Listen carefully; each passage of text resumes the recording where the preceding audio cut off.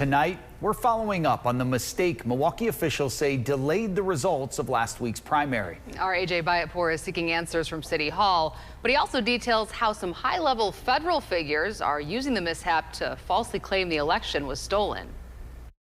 We had a human error. That's what it was. It was a mistake that the wrong report, the button on the machine was the wrong one that was pressed. These things happen. That was the explanation on election night from Milwaukee Elections Director Paulina Gutierrez. Our cameras showed as an elections official repeatedly hit export audit log instead of exporting the results.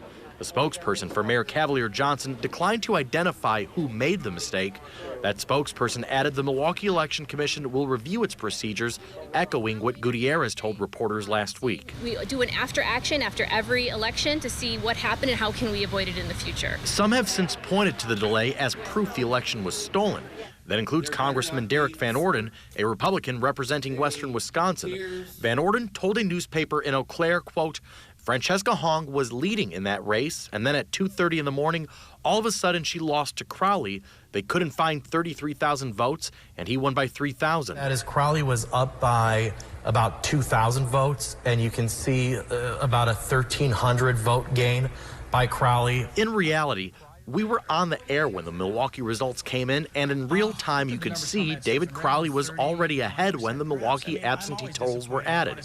The city's 28,000 absentee ballots took Crowley's lead from 2,000 votes to more than 3,000. Congressman Van Orden must be not much of a reader or a little slow. Listen, we're all individuals. That's the beautiful part about being Republicans. We're all independent thinkers. We all have our own wavelengths in figuring out how things work and how they don't.